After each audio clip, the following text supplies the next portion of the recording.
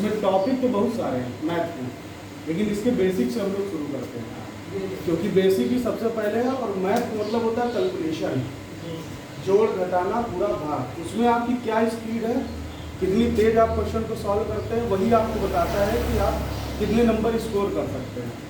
कोई भी एग्ज़ाम होगा आपको 50 क्वेश्चन या 40 क्वेश्चन अगर एसएससी का है, 10+2 का है एसएससी का, उसमें आपके पास 50 क्वेश्चन होंगे और सबसे ज़्यादा टाइम कंज्यूम यही करता है मैथ, सबसे ज़्यादा टाइम आपका लेता है। और मैथ में सिर्फ 4 साइन होते हैं, इन्हीं पे पूरी मैथ डिपेंड होती है, बस यही पूरी मैथ है। इसके अलावा मैथ में कुछ भी नहीं है, इसी को अलग अलग तरीके से मैथ में बताया गया है। कहीं पे ये घोड़े का निशान है, कहीं पे इसको जो है का बोला जाता है, कहीं पे की बोला जाता है, और या इंग्लिश में इसको ऑफ लिख के आता है। आप लोगों ने ध्यान दिया होगा, इस साइन को कभी कभी बटे के रूप में रखा जाता है, लेकिन ये है क्या, ये भाग ही है और कुछ नहीं है। सिर्फ चिन्ह का ही फर्क है, साइन का ही फर्क है, बाकी और कुछ नहीं। यही पूरी मैथ। अगर हमारी कैलकुलेशन अच्छी नहीं है तो जो क्वेश्चन हम एक क्वेश्चन को करने में 2 से 2.5 मिनट लगता है, वो और बढ़ जाएगा जो भी क्वेश्चन होगा। अगर आपकी कैलकुलेशन अच्छी है तो आप एक क्वेश्चन को 1 मिनट के अंदर सॉल्व करेंगे। जब आप एक क्वेश्चन को 1 मिनट के अंदर सॉल्व करेंगे, यहाँ से जो आपका टाइम बचेगा वो आप बाकी सेक्शन में लेंगे। रीजनिंग भी हमारे कॉम्पिटिटिव एग्जाम का एक हिस्सा है, और वहाँ पे समय इसके अपेक्षा हो सकता है ज़्यादा लग जाएगा। तो यही 2 सेक्शन ऐसे हैं जहाँ हमें समय को मैनेज करना है।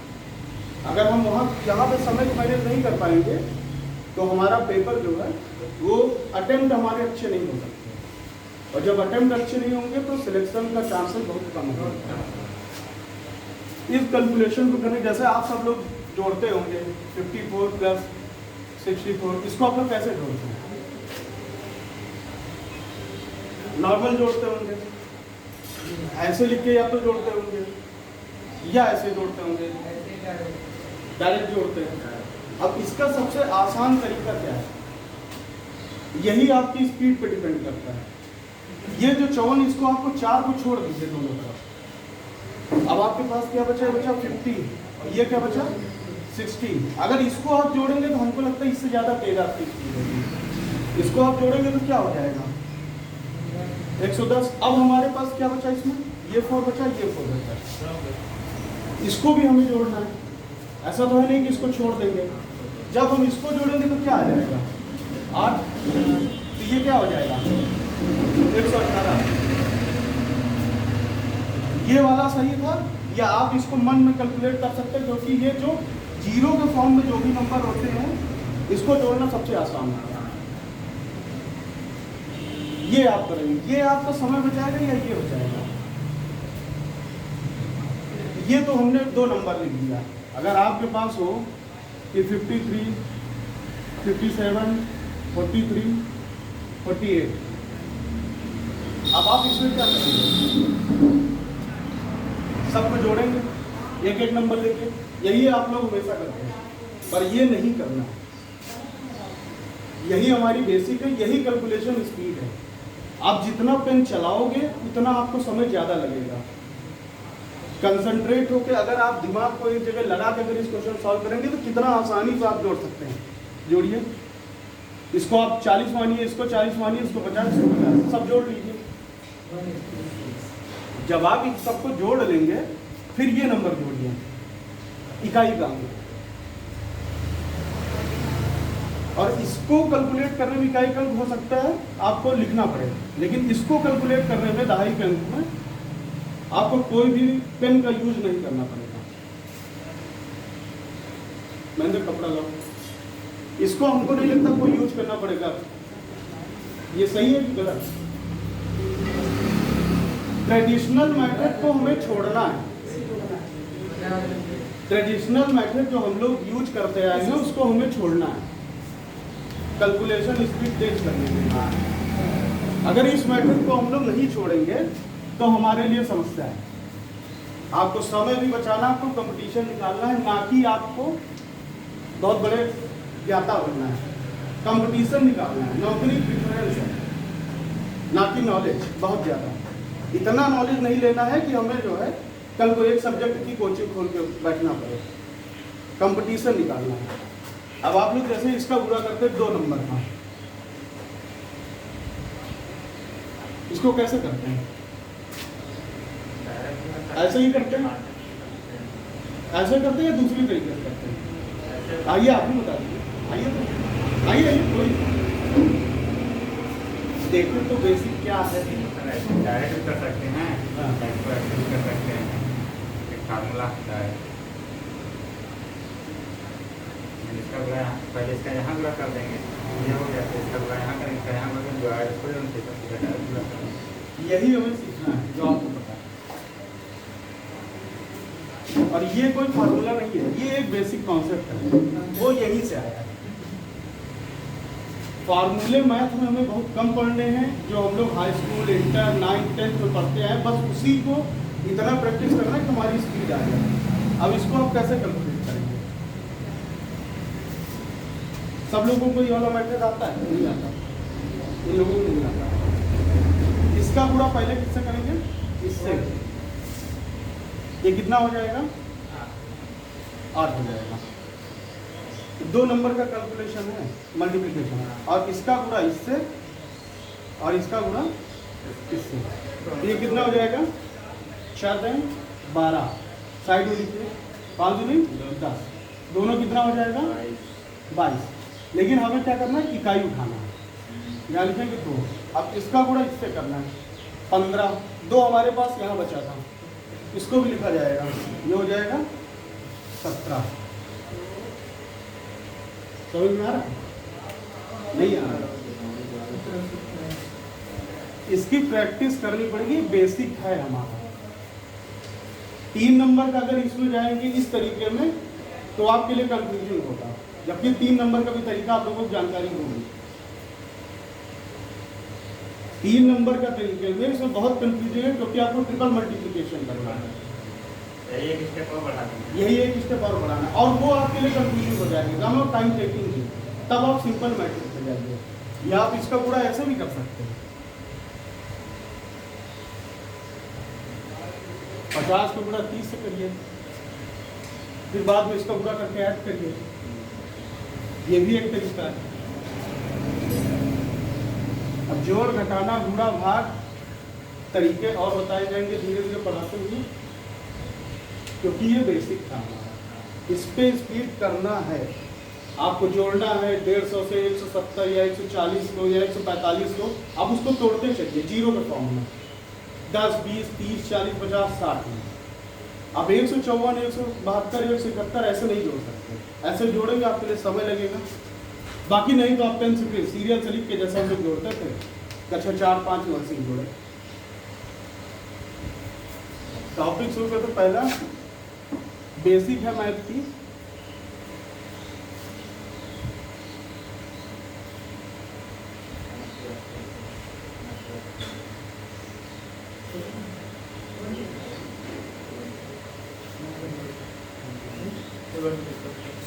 नंबर सिस्टम, संख्या पद्धति। मैथ की शुरुआत नंबरों से ही हुई और वो यही शुरू है। अगर ये बेसिक नहीं क्लियर है तो आगे आप परसेंटेज, सिंप्लीफिकेशन और कुछ नहीं कर सकते। अब इसमें सबसे पहले ये बताइए, जब आता है तो उसमें प्राकृतिक संख्याएं होती है जिनको नेचुरल नंबर बोलते हैं। वो नेचुरल नंबर है क्या? नेचुरल नंबर से होती है। नेचुरल नंबर वो नंबर जिनको हम अपनी लाइफ में यूज करते हैं जीवन में, जो 1 से लेकर 9 तक की होती है। जब किसी ने भी गिनती बनाई होगी तो वो उसने कभी जीरो नहीं सोचा था। जीरो की जरूरत उसे शुरुआत में पड़ी ही नहीं। उसने 1, 2, 3, 4, 5, 6, 7, 8, 9 बस यहीं तक उसने सोचा।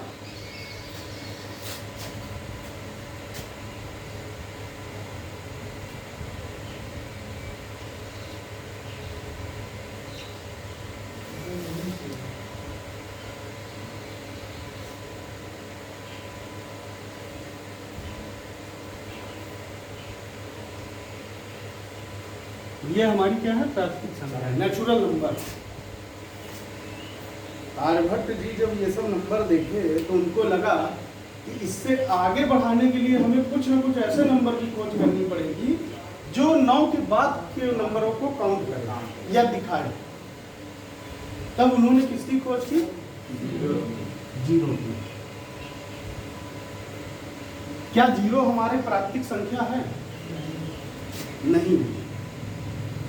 उसका कारण ये है कि किसी भी नंबर के साथ जीरो अगर मिलता है इनमें से तो क्या हो जाता है?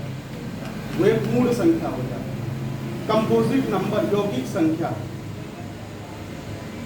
वो एक यौगिक संख्या हो जाती है। क्योंकि अगर किसी भी नंबर के आगे जीरो लगाएंगे इसका कोई नहीं, ये भी वो जानते थे आर्यभट्ट। लेकिन जब उन्होंने एक के बाद जीरो लगाया, क्योंकि 9 तक तो हमें पता था, नेचुरल था, प्राकृतिक था, जो प्रकृति से जैसे बोलते आता है, ये प्राकृतिक। लेकिन जब उन्होंने जीरो लगाया तो ये नंबर क्या हो गया? ये 10 बन गया।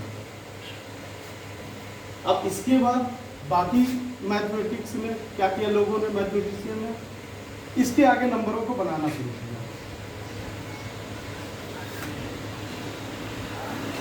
ऐसे अगर ये जीरो ना होता तो क्या कोई नंबर बनता? कभी नहीं बन सकता, आप चाह कर भी नहीं बना सकते। तो प्राकृतिक संख्या हमारी क्या है? ये। और जब किसी संख्या जैसे 0, 1, 2, 3, 4, 5, 6, 7, 8, 9, ये हमारी क्या है? ये हमारी पूर्ण संख्या। क्यों? क्योंकि जीरो लगने के बाद ये सब पूर्ण हो गए। 2 टॉपिक आप सब समझ में आया? प्राकृतिक संख्याएं कौन सी होती हैं? 1 से 9 तक। पूर्ण संख्याएं जब जीरो लगता, बस ये याद करना है, ये नहीं याद करना, ये तो रटने वाला होता है, या पूरा रटे। सीधा सा एक सिंपल सा कॉन्सेप्ट है कि जब आप जीरो को ग्रो करेंगे, लगाएंगे, जीरो जहां पे आएगी वो पूर्ण कर देगा पूरे संख्या को। जिसको लिखना हो वो लोग लिखेंगे प्राकृतिक संख्याएं क्या होती है, या समझ में आ गया हो तो उसको दिमाग में रखिए, क्योंकि ये बेसिक है। यही अगर आपको क्लियर होगा तब आगे आप सिंप्लीफिकेशन, परसेंटेज या बाकी भी क्वेश्चन कर सकते हैं।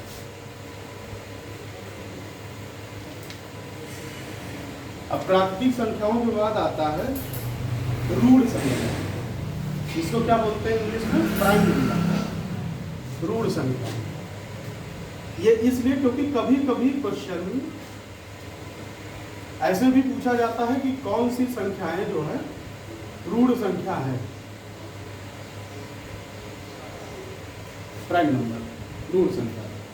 सबसे छोटी या सबसे पहला रूढ़ नंबर प्राइम संख्या कौन सी है? बताइए। नहीं जानकारी। प्राइम संख्या होती क्या है? वो संख्याएं जो 1 से या खुद से डिवाइड हो, मतलब भाग हो जाए, पूर्णतः विभाजित हो जाए, वो संख्या क्या होती है? Prime number. तो सबसे पहला प्राइम नंबर कौन सा हुआ? 2।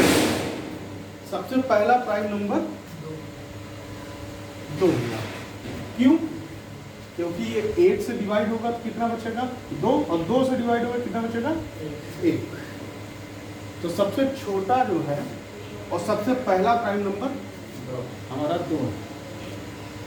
2 से छोटा कुछ नहीं। इसके बाद 3, 5, 7, 9 नहीं होगा, 11, 13, 17, ऐसे ही वो संख्या है जो खुद से विभाजित है, ये हो जाएंगे हमारी प्राइम नंबर। समझ आ रहा है?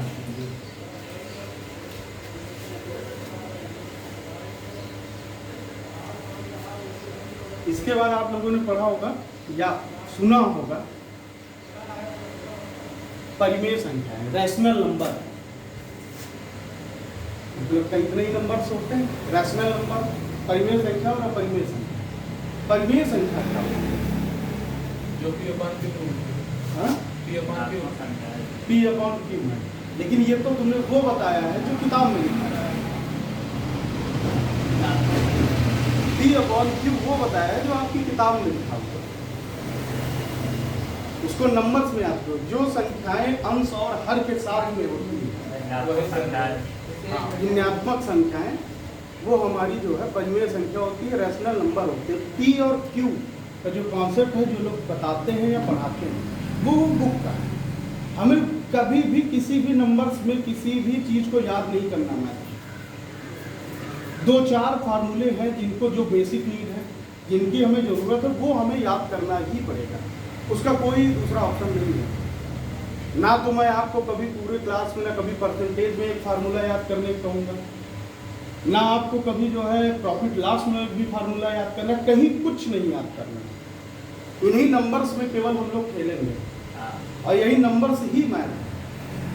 फार्मूले तो उन लोगों ने बनाए जो शॉर्ट ट्रिक्स, और शॉर्ट ट्रिक्स का यूज जो करता है वो एग्जाम क्वालिफाई नहीं कर सकता। आप एक शॉर्ट ट्रिक्स भूलोगे, आपका क्वेश्चन गलत हो जाएगा। कितनी शॉर्ट ट्रिक्स हैं, आती तो है वो। मैजिशियन करके कोई मैथ की बुक है, उसमें आप देखिए कितने से शॉर्ट ट्रिक्स है, हर क्वेश्चन की शॉर्ट ट्रिक्स है। 4,500-5,000 शॉर्ट ट्रिक्स है जिसका हम लोग कोई यूज नहीं है हमारी लाइफ में। परिमेय संख्याएं वो होती हैं जैसे 21/7, 3/4, ये हमारी परिमेय संख्या है। जो भिन्नात्मक रूप में होती है। अब एक चीज और बताइए, आप लोगों को एक सवाल है, ये क्या है? ये परिमेय संख्या है? हाँ? ये परिमेय संख्या है। 22/7 कभी परिमेय संख्या नहीं हो सकता, ये एक अपरिमेय संख्या। क्यों? क्योंकि इसकी जो वैल्यू होती है वो क्या होती है? 3.14। ये अपरिमेय संख्या है। परिमेय संख्या वो होती है जो एंड सो ऑन में चलती रहती है, लगातार एक ही नंबर्स को रिपीट करती रहती है, एक नंबर 2 नंबर्स का रिपीटिशन रहता है, वो परिमेय संख्या होती है। इनका भी भाजन ना हो सके ना। हाँ, परिमेय संख्या में 21/7 1 का 21 विभाजित, वो हमने उसको गलत लिख दिया, वो आप लोग थोड़ा सा समझ लीजिए। जी जी, 8 करते हैं आप, ठीक हाँ, इसका सरलतम रूप होगा जैसे, हाँ ये हो जाएगा, हो जाएगा ना? हाँ ये हो जाएगा। वो तो गलत लिख दिया, नहीं लिखते ध्यान। लिखते हो जाता है जल्दीबाजी में सर, ये तो देख रहे हैं हम लोग। तो ये हमारी क्या है? ये अपरिमेय परिमेय संख्या में पाई।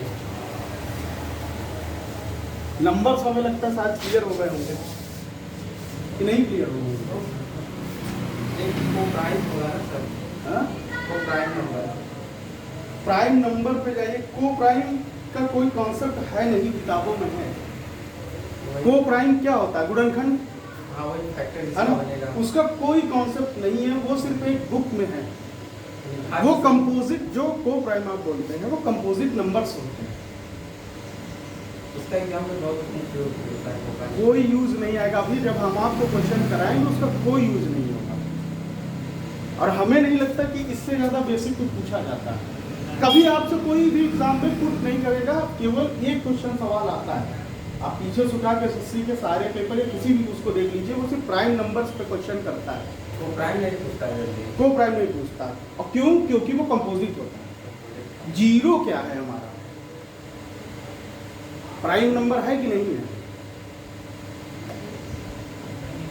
जीरो हमारी प्राइम नंबर नहीं है। यही एक क्वेश्चन ऐसा है जो एग्जाम में 1999 से एसएससी के पेपरों में कई बार पूछा गया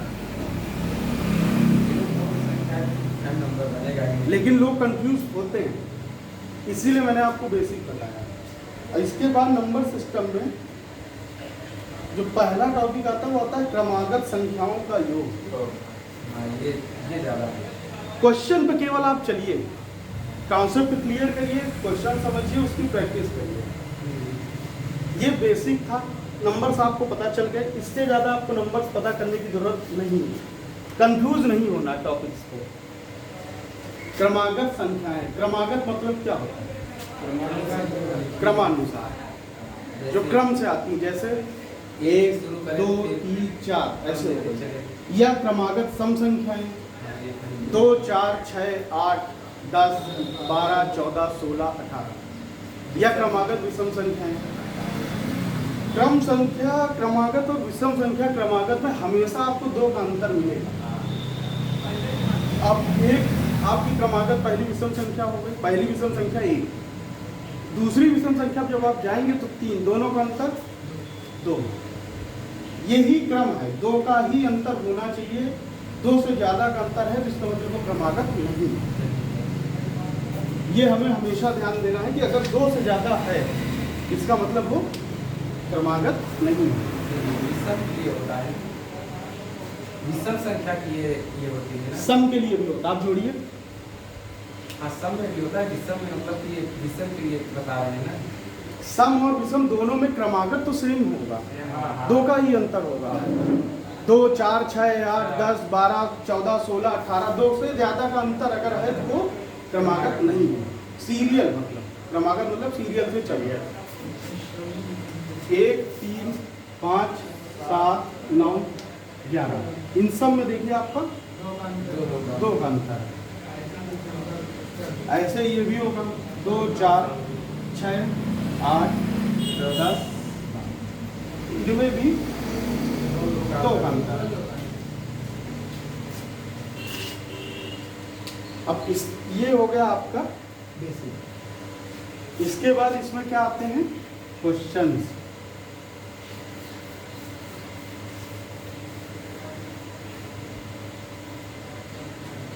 आपसे पूछा जाएगा 3 क्रमागत सम संख्याओं का योग। तो क्वेश्चन आप लोग देखिएगा।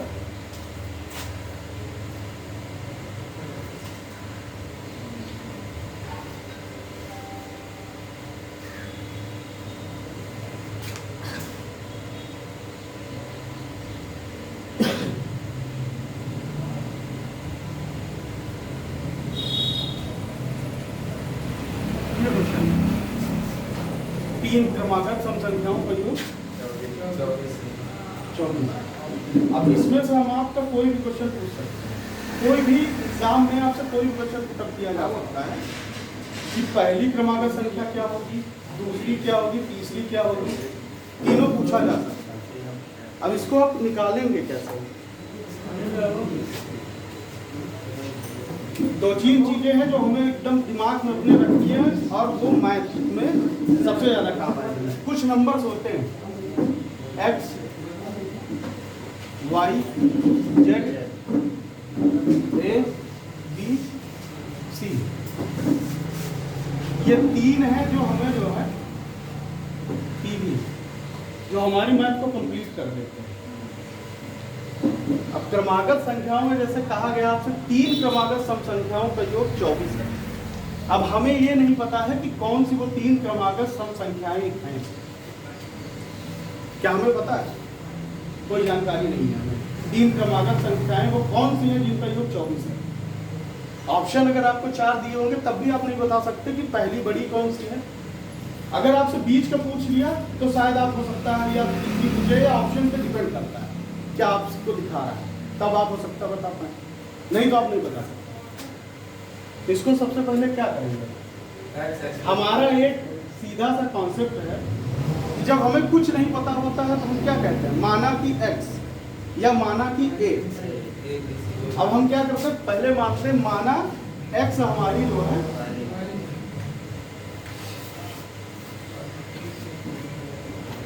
पहली इवन नंबर है, सम संख्या।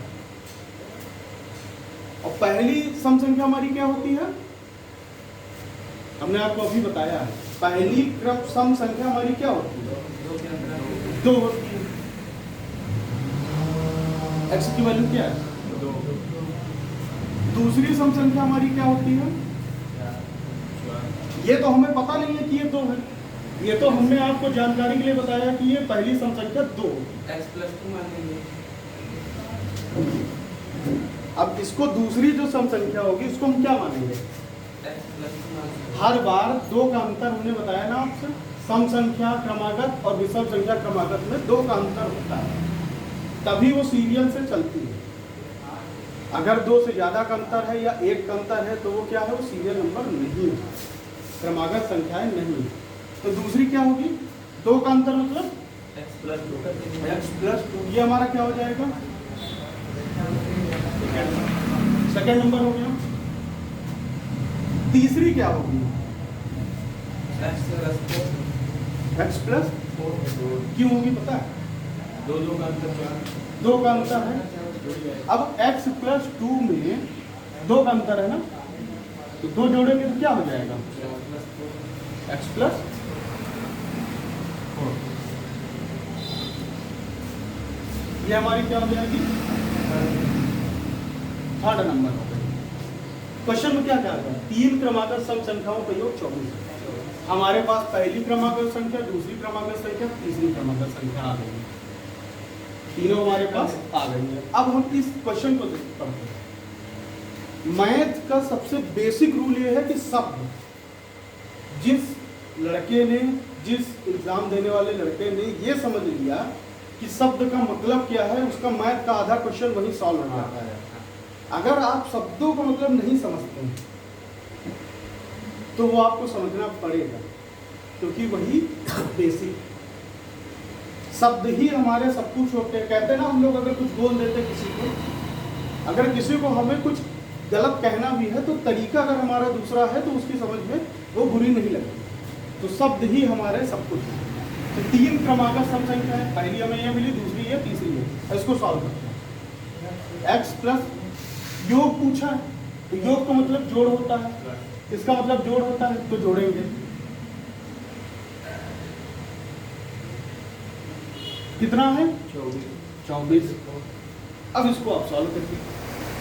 ये x तीनों एक है, तो ये क्या हो जाएगा? 3x, ये 2 और ये 4, और कोई नंबर्स है नहीं है। ये क्या हो जाएगा? 6 24।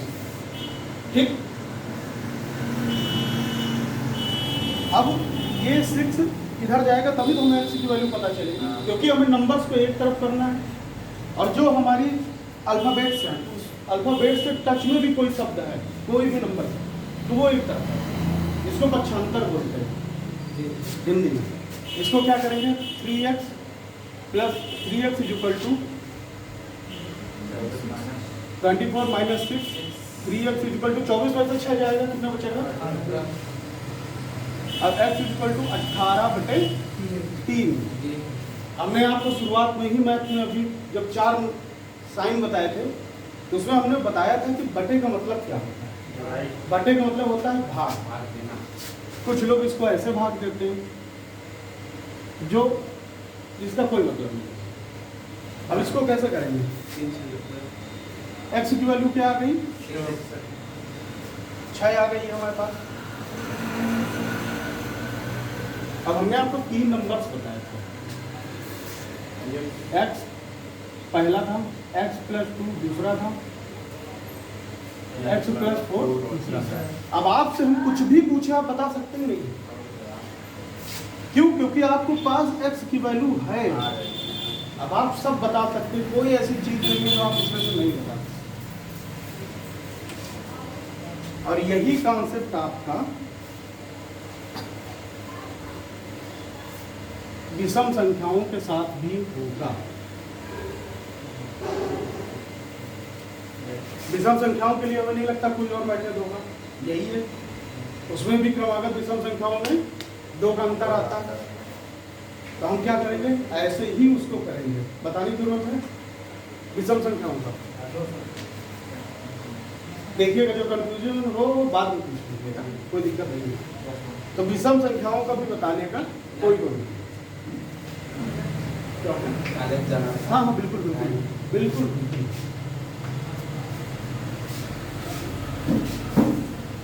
अब एक क्वेश्चन और आता है जिसके बारे में हमें जानकारी नहीं होती, क्योंकि वो न सम है ना विषम है, वो दोनों वो होती है क्रमागत संख्याएं।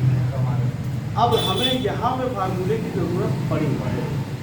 अगर यहाँ फार्मूला हम नहीं याद करेंगे तो हम क्वेश्चन नहीं कर पाएंगे। यहाँ हमें फार्मूले की जरूरत है, क्योंकि हमने भी बहुत तरीकों से उसको ढूंढा कि कहीं से कोई ऐसी चीज़ मिल जाए जिससे फार्मूला ना पढ़ना पड़े, तो ऐसा कहीं मिला नहीं। ना किसी ने हमें बताया, ना हमने कभी खोजा है और ना मिला। लेकिन ये क्वेश्चन एग्जाम में शायद ही पूछे जाते हैं। सम संख्या और विषम संख्या पूछी जाती है, लेकिन इसको भी हम आपको बताएंगे। इसका एक क्वेश्चन देखते तभी हम आपको बता सकते हैं। 1 2 3 4 5 6 7। अगर आपसे कहा जाए 3 सारी क्रमागत संख्याओं का योग क्या होगा, बता सकते हैं? जोड़िए या तो 1 2 3 उंगलियों को, समय लगेगा और इसका कोई शॉर्ट फिक्स नहीं है। कर तो ऐसे भी सकते हैं, 60 है, हमें पता 60 ही नंबर हैं, 60 ही नंबर हैं। लेकिन अगर आपसे अभी ये कह दे 16 17 18 और यहाँ पे लाके कह दे 178, क्या कर लेंगे? तब भी वही करेंगे, तब भी वही कर सकते हैं, लेकिन समय ज़्यादा लग रहा है। हमें समय को बचाना है।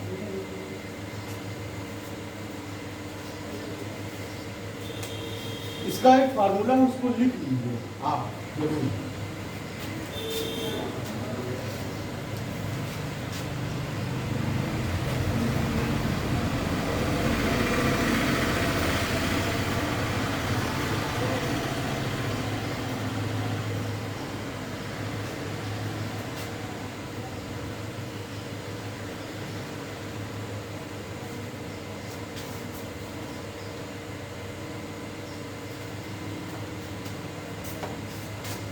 Last number minus first number upon D और ये 1। अब यहाँ पूछेंगे ये क्या है? एन हमारी क्या है? नंबर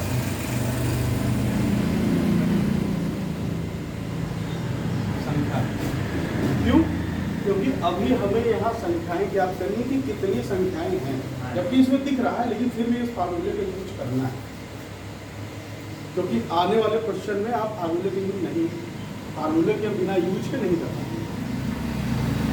और डी क्या है हमारा? इन दोनों का अंतर, 2 - 1 1, 3 - 2 1। ये क्या है? सार्वंतर, सभी का अंतर।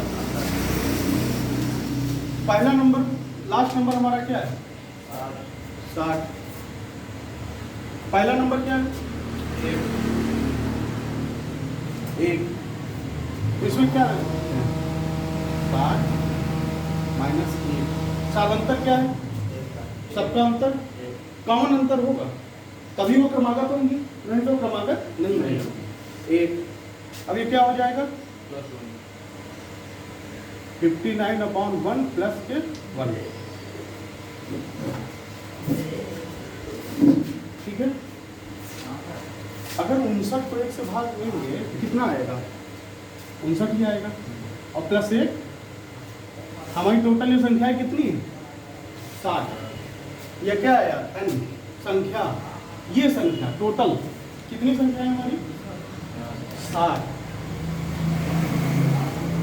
डायरेक्ट भी पता चल रहा है, लेकिन अभी आपको आगे क्वेश्चन बताएंगे जिसमें आपको डायरेक्ट नहीं बता सकते आप कितनी संख्याएं इसमें हैं, इसीलिए यहीं से शुरू करेंगे। कितनी संख्याएं? 60। फार्मूला लिख लिया। ये हमें जानना जरूरी है, क्योंकि इसका फार्मूले की जरूरत पड़ती है। अब हमें क्या बोला है? इन सबका योग, इन क्रमागत संख्याओं का हमें क्या पता करना है? योग। संख्याएं हमारे पास कितनी आई? 60। 60 हमारे पास, n की वैल्यू कितनी आई? 60। n की वैल्यू हमारे पास 60 आई। अब इसका योग जो होता है,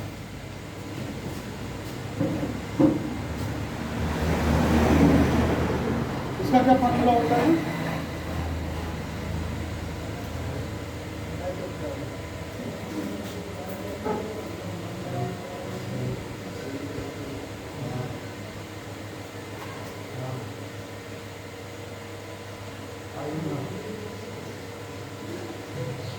लास्ट नंबर प्लस के first number by 2 into n। n हमने क्या निकाला था? 60। फिर हम यही वापस आते हैं। तो वापस आइए, देखिए लास्ट नंबर स्टार्ट, पहला नंबर बटे गुणे 60 क्यों, एन की वैल्यू, एन मतलब संख्याएं। अब इसको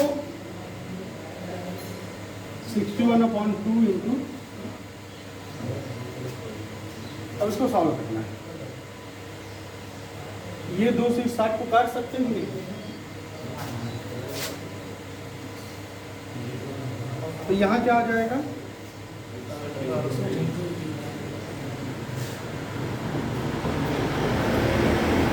अब इसका जो गुणा करेंगे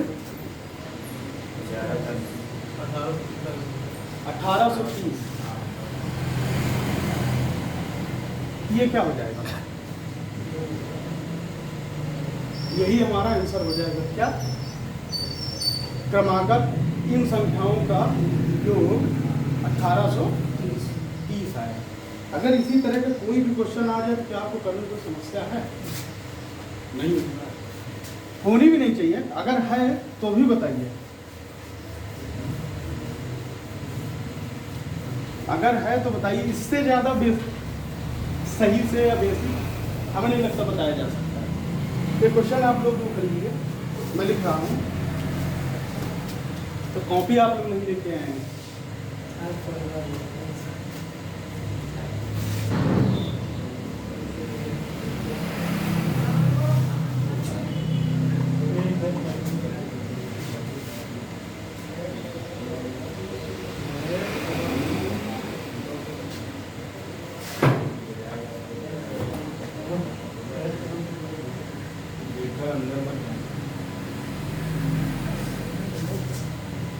इसका क्या है, योग ज्ञात कीजिए।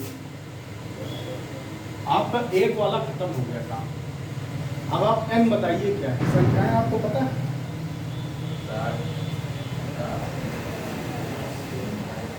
संख्याएं आपको पता है? उसमें तो आपको पता थी ना, एक से सीरियल चलती थी 60 है। इसमें आपको नहीं पता कि टोटल कितनी संख्याएं हैं। संख्याएं मतलब आपका n, इसकी वैल्यू आपको ये पता ही नहीं है। जब ये नहीं पता तो इसका ऐड नहीं कर पाएंगे। अब हम आएंगे कहाँ पर, फार्मूले के लिए। क्या था, last number minus first number बटे सार्वंतर डी। इसका अंतर क्या है, इसका अंतर दो दो दो मतलब 2 कॉमन है। फिर क्या था, +1। सॉल्व करिए।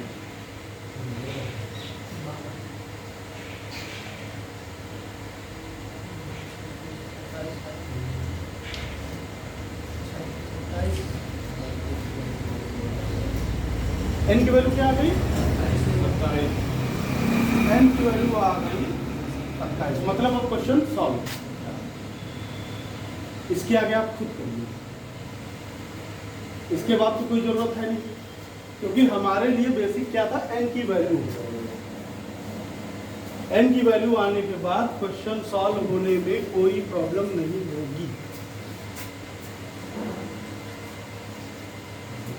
एक क्वेश्चन और है,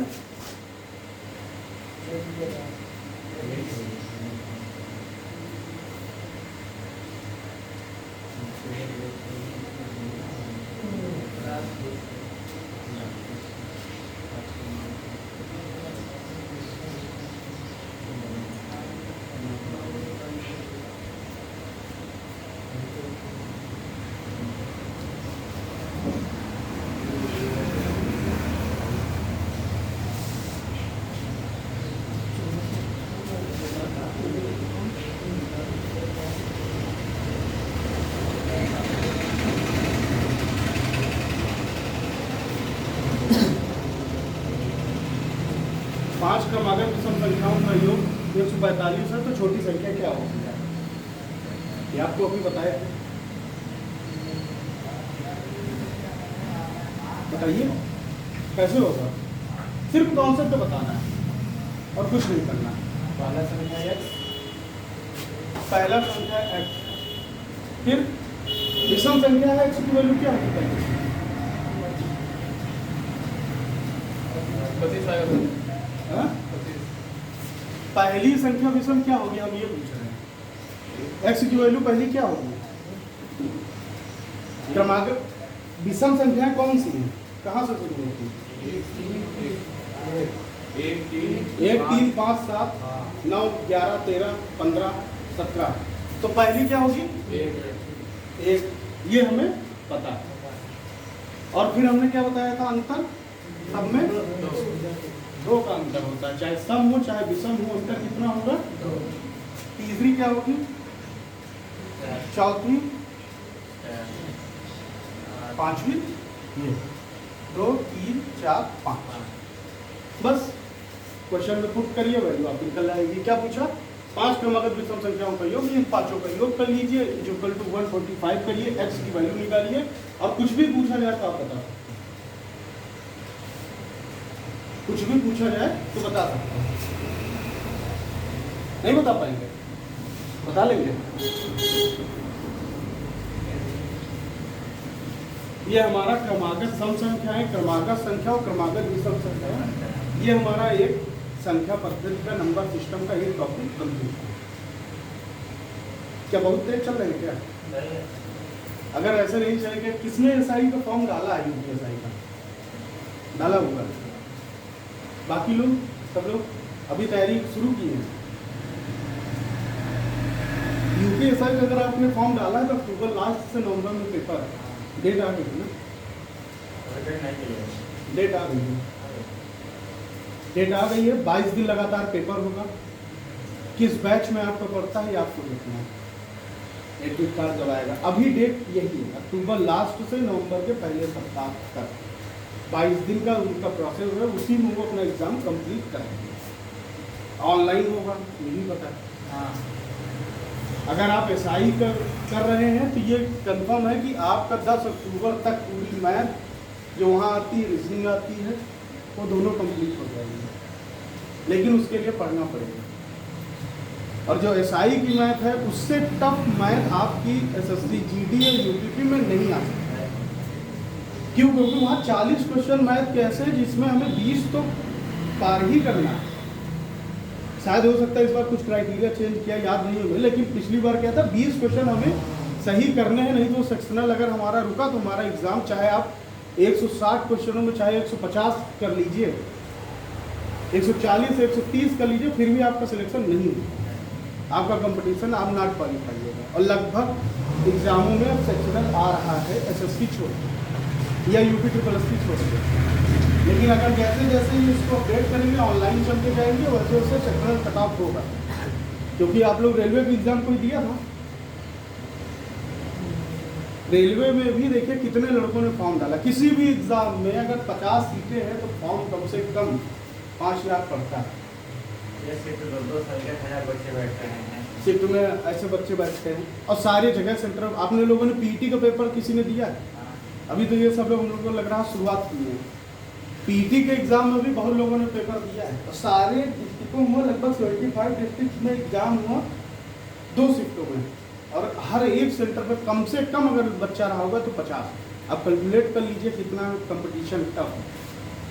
ओवरऑल मेरिट अगर 150 है तो 120 125 से नीचे नहीं होती, इसीलिए सेक्शनल पे वो रोकेंगे। आने वाले एग्जामों में सेक्शनल कट ऑफ होगा, जैसे बैंक में अगर आप किसी सेक्शन में 50 से 40 पाते हैं तो कोई इशू नहीं, लेकिन अगर किसी एक सेक्शन में आप 10 नंबर रह जाते हैं, कट ऑफ 15 है, तो आपका पूरा एग्जाम खत्म। हर सेक्शन वहाँ आपको आना चाहिए। तो सबसे पहले क्या करना है, कट ऑफ को क्लियर करना है सेक्शनल में। इसलिए यूपीएसआई में ऐसा है। पिछली बार का आप उठाएंगे तो यही था, इस बार के शायद कुछ उन्होंने चेंज किया क्राइटेरिया, लेकिन फिर भी 50% क्वेश्चन सही सॉल्व करना है। इससे आगे चले। अब इन्हीं नंबर सिस्टमों में कुछ क्वेश्चन ऐसे आते हैं, एक तो वर्गों और घनों का आता है, वो हम आपको वर्ग और घन के साथ बताएंगे, घातांक के साथ। अगर उसको अभी बताएंगे तो आपको स्क्वायर समझ में नहीं आएगा। उसके भी फार्मूले हैं, क्योंकि उसके फार्मूले के अलावा या तो आप स्क्वायर को सॉल्व करें, वर्ग को सॉल्व करें। 2 का स्क्वायर है, इसको आप करते रहे 2 का स्क्वायर, और उसके बाद 4 का स्क्वायर, 6 का स्क्वायर, 180 का स्क्वायर, या तो सबका स्क्वायर करें। या तो फार्मूले आते हैं, क्योंकि इसके अलावा इसमें कुछ नहीं है, कोई कॉन्सेप्ट नहीं है। या तो ऑप्शन पे जाएं, लेकिन इसको वर्ग के साथ बताइए, तभी आपको समझ में आएगा, या घातांक के साथ। इसमें क्वेश्चन आता है नंबर सिस्टम में, और ये क्वेश्चन सबसे ज़्यादा एग्जाम में पूछा जाता है, सबसे ज़्यादा एग्जाम में पूछा जाता है। जैसे क्वेश्चन आता है, दो संख्याओं का योग 46 है, वहाँ अंतर 14 है, तो बड़ी संख्या क्या होगी या छोटी संख्या क्या होगी? ऐसे क्वेश्चन आते हैं एग्जाम में। दो संख्याओं का योग अगर 46 है, अंतर 14, योग क्या है? 46, अंतर 14, तो बड़ी संख्या छोटी संख्या कुछ भी हमें पता करना होगा। अब हमने आपको शुरुआत में बताया था ABCXYZ, ये मैथ के सबसे पिलर है, इसके बगैर मैथ का कोई कैलकुलेशन नहीं हो सकता। आप परसेंटेज में जाएंगे, वहाँ भी XY का यूज होगा, प्रॉफिट लॉस में जाएंगे, आपको चीज़ें नहीं पता होंगी, जहाँ हमें नंबर्स नहीं ज्ञात होंगे, जहाँ हमें चीज़ें नहीं पता होंगी, वहाँ हम XYZ।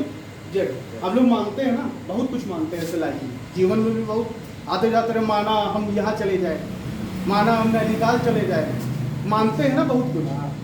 ये भी कहते हैं ना कि मान लिया इसने हमको गाली दी, मानते हैं, सुना तो नहीं होता ना, यहाँ भी मानना है, मैथ भी मानना है।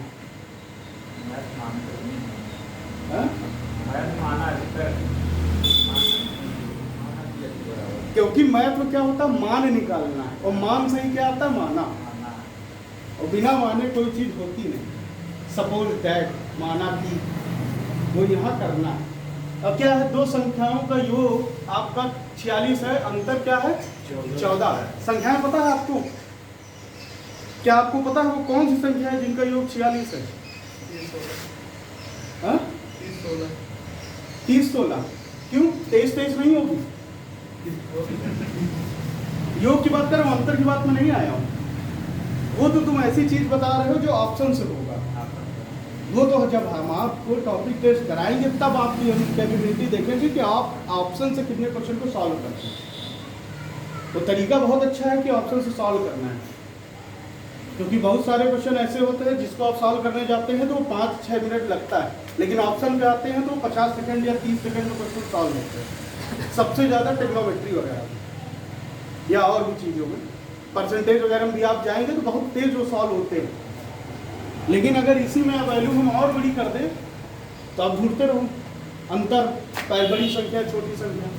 बेसिक कॉन्सेप्ट को नहीं छोड़ना। अगर बेसिक कॉन्सेप्ट हमने छोड़ा तो वही हमने गलती की। आप कितना रट सकते हो, कितना पढ़ सकते हो, नहीं करें। आप कॉन्सेप्ट पे ही है ना, जो चीज़ें आप कक्षा 1 से करते आए हैं, अगर इंटर तक आप कर रहे हैं, ग्रेजुएशन में कर रहे हैं, और हम आके आपको 4 दिन में वो चीज़ चेंज करने कहें तो आप वो भी भूल जाओगे जो आपने पहले पढ़ा। आप इसको तो कभी कवर ही नहीं कर पाओगे, और ना हमने कभी की। और आप लोगों से यही कहेंगे कि आप लोग कभी मत करिएगा, बेसिक कॉन्सेप्ट कभी मत छोड़िएगा। दो संख्याओं का योग इतना है, अंतर इतना है, तो पहली संख्या मान लेते क्या हो जाएगी, मानना पड़ेगा, बिना माने नहीं होगा। क्यों? संख्या नहीं। पहली संख्या क्या है, x। दूसरी संख्या क्या है,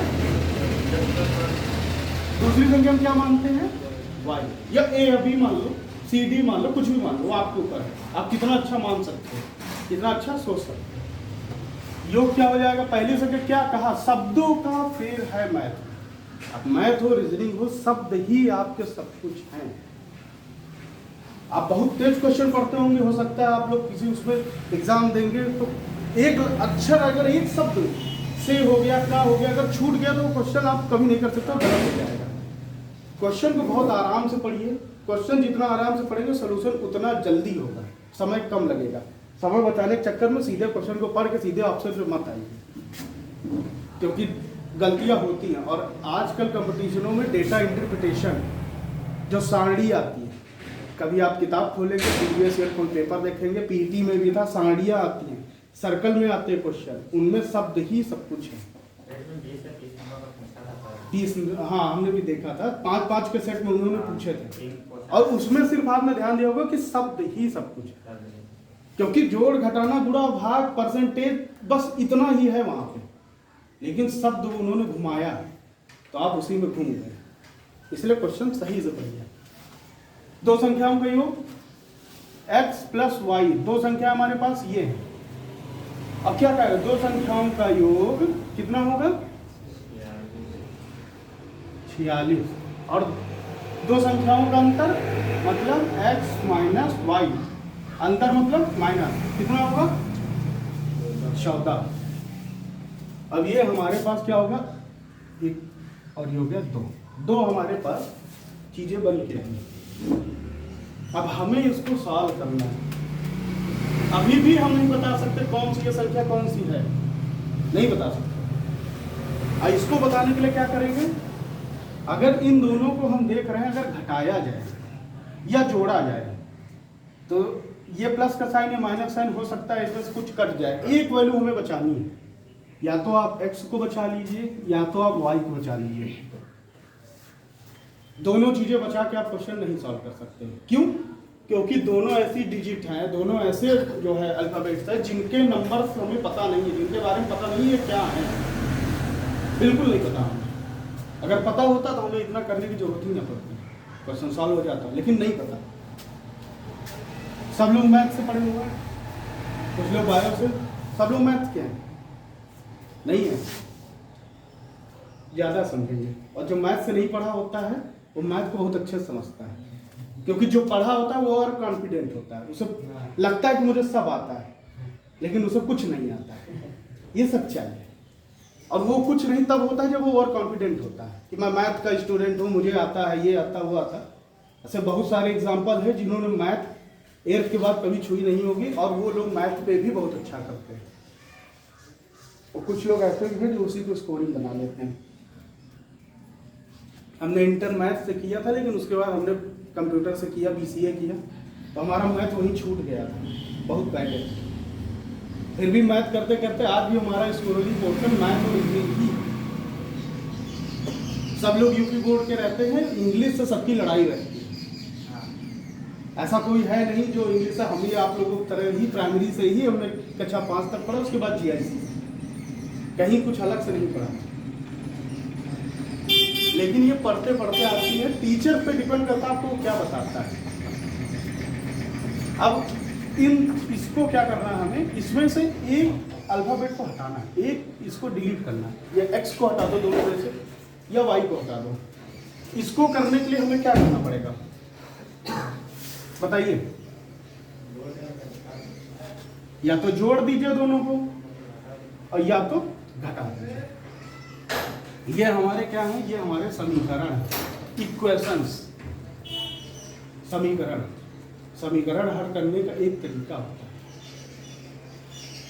अगर इस साइन को, ये देखिए ये प्लस है, ये माइनस है, अब इन दोनों को अगर हम जोड़ते हैं, अब मैं आपको बेसिक पे लेके चलता हूँ, x प्लस वाई प्लस के x और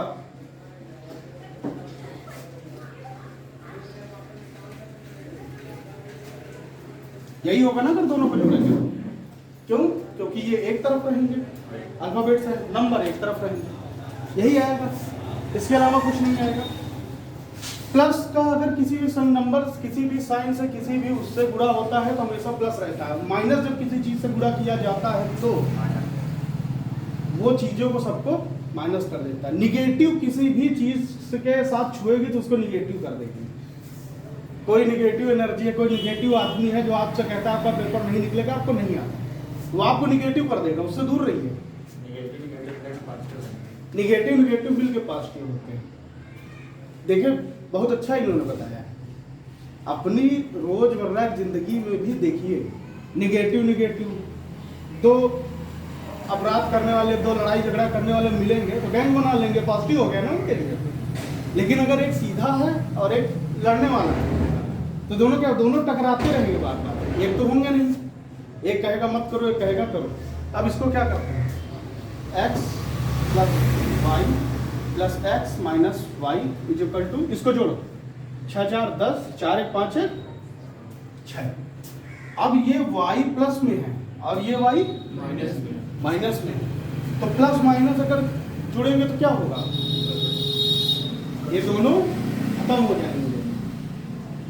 यहाँ चुंबक का कॉन्सेप्ट नहीं है कि अट्रैक्ट करेंगे, ये मैथ है। ये और ये दोनों जुड़ेंगे तो कट जाएंगे, क्यों? क्योंकि ये प्लस माइनस में है और ये प्लस में, दोनों को अलग होना, दोनों मर जाएंगे, मतलब हट जाएंगे इसको। और ये दो x और x, ये दोनों जुड़ेंगे, x और x, एक और एक मिलके कितने होते हैं? 11 नहीं होते हैं, 11 बस सोचिएगा, 2 हो जाएंगे। 2x इक्वल टू नंबर कितना बचा? 60। अब x इक्वल टू कितना है? 2 को अगर 60 ये है और 2 इधर जाएगा तो बट्टे में आ जाएगा, ठीक, यह ऐसे हो जाएगा। अब 2 को 60 से भाग करोगे कितना आएगा? 30। ये कितना हो जाएगा? 30। अब हमारे पास x पता चल गया है, x की वैल्यू क्या आ गई? 30। अब किसी भी एक में रख दीजिए आप, x plus y is equal to 46, तो x की value 30 plus y is equal to 46, y is equal to 46 minus 46 minus 30 कितना हुआ? 46 माइनस 30, बोलिए भाई, 16। तो जो हमारे पास बड़ा नंबर आया वो कितना है? ये छोटा नंबर 16। ये तो हो गया बेसिक। अब इसी में समय कैसे बचाना है ये तो आप लोग समझ गए होंगे, ऐसे ही जोड़ा जाता है। लेकिन अगर इसको हमें तेज करना है, समय बचाना है, तो जितना भी काम है वो यही होना है। भाई दोनों को जोड़ रहे थे ना, हम दोनों को जोड़ रहे थे।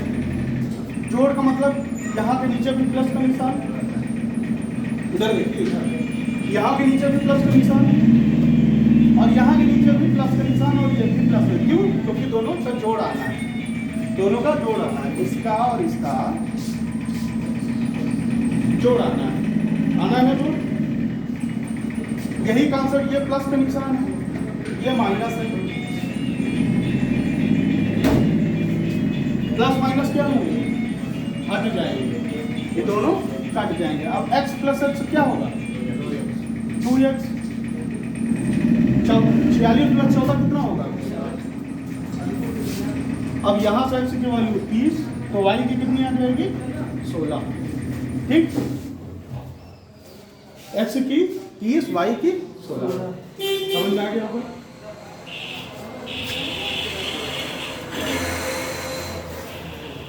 अब इस सवाल का कोई भी अगर क्वेश्चन दे दिया जाए तो क्या आप कर लेंगे? कर लेंगे। लेकिन इसी में आता है कि पहली संख्या का 4 गुना दूसरी संख्या के 3 गुने से 12 अधिक। शब्द को समझिए, पहली संख्या के 2 गुने से दूसरी संख्या के 3 गुना, पहली संख्या का 2 गुना दूसरी संख्या के 3 गुने से 12 अधिक। शब्द को समझिए, पहली संख्या के, क्वेश्चन नहीं है, मैं एक बेसिक कॉन्सेप्ट बता रहा हूँ। बहुत दिमाग को बहुत एकदम शांत रखना है तभी होगा, एकदम दिमाग को शांत रखिए और समझिए क्या कहा हमने? पहली संख्या का 2 गुना। इस लाइन को एक समझिए, अलग किया। पहली संख्या का 2 गुना मतलब पहली संख्या हमारी हमको पता नहीं है x, इसका 2 गुना मतलब आप एक नंबर है 2 है, 2 ले लीजिए, 2 का 2 गुना कितना हो गया? 4 होता है। तो पहली संख्या का 2 गुना, या इसको ऐसा करिए, x गुणे 2 बराबर 2x, यही होगा ना, कुछ और आ जाएगा।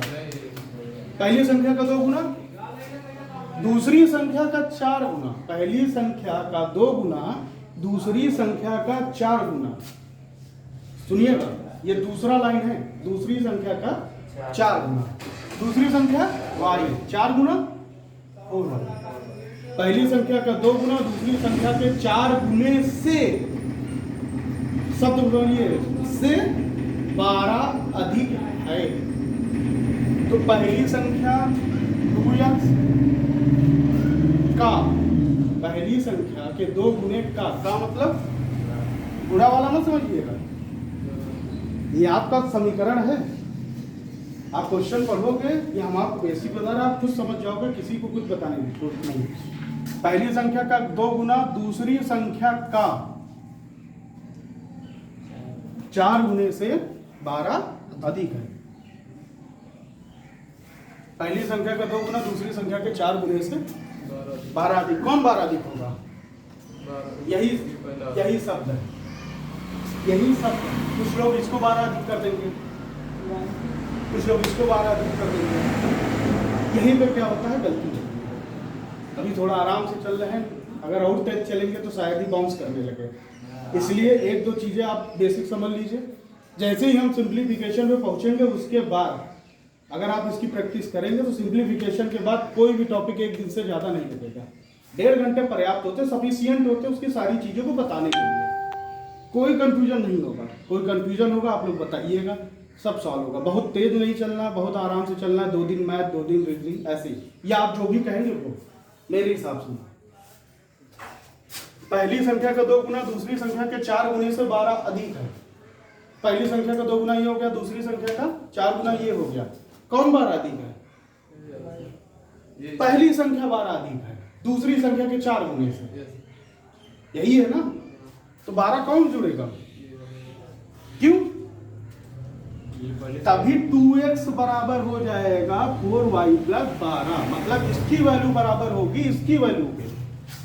बराबर का मतलब क्या होता है? दोनों तरफ वैल्यू बराबर होनी चाहिए। अगर बराबर नहीं है तो इस बराबर का मतलब ही खत्म, तब तो ये बीच में क्रॉस लग जाएगा, मतलब बराबर नहीं है।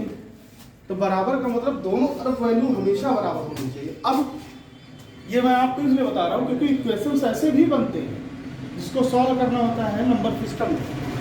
अब 2x हमने आपसे एक बात कही कि जितने भी अल्फाबेटिकल वाले शब्द होंगे, अल्फाबेटिकल वाले नंबर होंगे, वो हमेशा एक तरफ आ जाएंगे। अब ये प्लस में है, इधर है, कोई भी साइन नहीं लगा तो प्लस ही होता है। अगर कोई साइन उसके आगे नहीं लगा, कोई चिन्ह नहीं लगा तो हमेशा जोड़ होता है। अगर 4 इधर आएगा तो क्या हो जाएगा? माइनस में आएगा। एक तरफ से दूसरी तरफ को ले जाने में हमेशा चीजें बदल जाती हैं, चीजें हमेशा बदल जाती हैं। अगर प्लस में है दूसरी तरफ आएगा तो माइनस में हो जाएगा, अगर माइनस में है दूसरी तरफ आएगा तो प्लस में हो जाएगा। एक तरफ अगर गुणे में है दूसरी तरफ आएगा तो किस में हो जाएगा? भाग में। जोड़ का उल्टा क्या होता है? घटाना। और भाग का उल्टा क्या होता है? गुणा। भाग का उल्टा गुणा। ये आप एकदम ये चीज समझ लीजिए, जोड़ का उल्टा घटाना। किसी भी चीज में जोड़ोगे उसको घटाओगे बराबर हो जाएगा। जोड़ का उल्टा घटाना और गुणे का उल्टा भाग करना। ठीक। अब ये इधर क्या आ जाएगा? 4y is equal to 12। 12 हमेशा प्लस में क्योंकि यहाँ प्लस है। ये आपका क्या हो जाएगा? Equation number 1। ये उस क्वेश्चन में ये बात कही गई, यही बात तो कही गई थी भाई। उसने कहा पहली संख्या का 2 गुना दूसरी संख्या के 4 गुने से 12 अधिक है, यही कहा गया था। तो हमने वही तो कर लिया, पहली संख्या से दूसरी संख्या का 4 गुना घटा दिया, 12 ऊपर आ गया। क्यों? क्योंकि ये बड़ा क्वेश्चन, यहाँ वही बात तो कही गई, ये बड़ा है, बड़े से छोटे को घटा दिया, 12 आ गया। इसी तरह अगर ये हो जाएगा, ठीक। इसी पर अगर कहा जाए दूसरा इक्वेशन क्वेश्चन सॉल्व करने के लिए कि पहली संख्या का 3 गुना दूसरी संख्या के 6 गुने से 4 कम, यहाँ बढ़ा, तो क्या हो जाएगा? पहली संख्या के क्या बोला था? 3 गुने से। पहली संख्या के 3 गुना बराबर, क्योंकि बराबर ही करना है, एक नंबर दूसरे नंबर को बराबर करना है। दूसरी संख्या के 6 गुने से, मतलब फिक्स y से कितना कम होगा? 4। यहाँ क्या था? बढ़ा था। और यहाँ क्या है भाई? जब इसको 4 कम करोगे 6 गुने को, तभी ये 3x के बराबर आ जाएगा। आएगा कि नहीं आएगा? समझ में आ रहा है? या तो 4 इधर बढ़ा दीजिए, या तो 4 इधर बढ़ा दीजिए, ये बात सही है। इसका मतलब समझ में आ रहा है? या तो 4 इधर बढ़ा दीजिए या तो 4 इधर घटा दीजिए, दोनों बराबर हो जाएंगे। ठीक। बहुत अच्छा कॉन्सेप्ट पकड़े, बढ़ा दीजिए घटा दीजिए। इतना अगर आपको समझ में आ गया दूसरी तरफ का कि अगर इसको बढ़ा दिया जाए तो उसके बराबर आ गए, मतलब ये नंबर सिस्टम का ये कोई क्वेश्चन आपका गलत नहीं हो सकता। समझ में आ रहा है? तभी क्या हो जाएगा, ये इक्वेशन क्या बनेगी, 3x minus 6y equal to minus के 4। माइनस क्यों, क्योंकि माइनस है। अब आपसे कहा जाए, हो गया दूसरा, ठीक। सब हटाते हैं, दो इक्वेशन जो थी ये हो गया। अब अगर इन इक्वेशनों को सॉल्व करना होगा तो सबके आगे नंबर अलग अलग थे ना। क्या था पहले वाले में, 2x minus 4y 2x minus 4y बराबर 12, ठीक। दूसरे में क्या था, 3x माइनस 6y बराबर -4।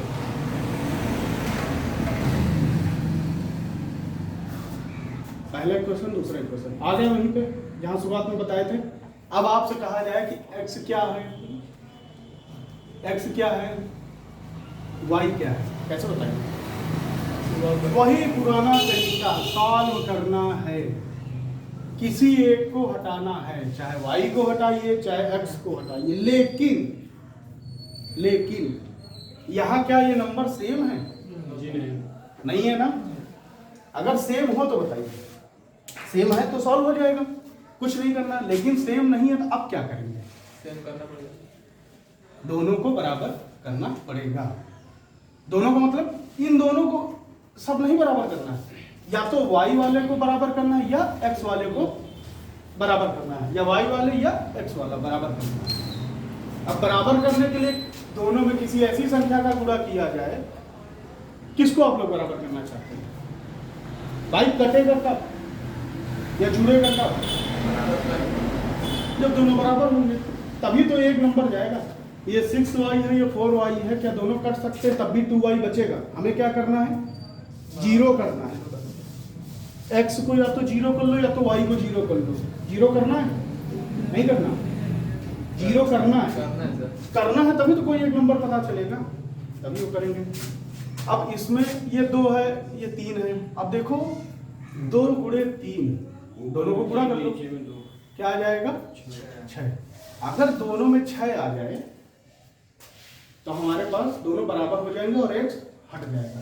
दोनों को गुणा कर लो, बहुत कुछ सोचने की जरूरत नहीं है, ये आप प्रैक्टिस करते करते आ जाएगा। छोटे नंबरों से गुणा करना, 16 17 है ऐसे, तो दोनों गुणा करोगे बहुत बड़ा हो जाएगा पूरे इक्वेशन में, लेकिन ये प्रैक्टिस के साथ आ जाएगा। बेसिक समझिए, 2 गुणे 3 6।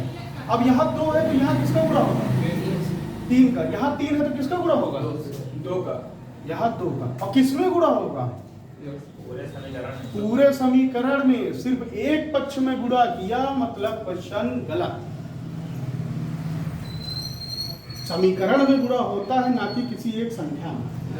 तो ये क्या हो जाएगा, 6x 2 3 6 12y, और ये 36 बात है 36, और ये 6x माइनस के 12y बराबर -8। अब यहाँ देखिए, हम लोगों ने अपने मन से समीकरण बना लिया था, बन गया था। लेकिन अगर हम यहाँ दोनों को जोड़ेंगे या दोनों के लिए घटाते हैं, ये माइनस वाला प्लस में बदल जाएगा, अपोजिट बताए थे ना, तो ये भी कट जाएगा, ये भी कट जाएगा, मतलब इक्वेशन हमारी गलत है। लेकिन कॉन्सेप्ट क्लियर है। और इसी तरह कोई एक वैल्यू अगर इसको 18 रख लेते या यहाँ कुछ और मान लेते तो हमारे पास x वाला कट जाता, y वाला बचता, y से वैल्यू निकाल लेते, फिर किसी एक समीकरण में रख के इस 2 और 3 को हटा देते थे, किसी एक समीकरण में रख के x की वैल्यू और y की वैल्यू को निकाल देते, हो जाता। इतना समझ में आया जी, बंद किया जाए, समझ में आ रहा है आपको।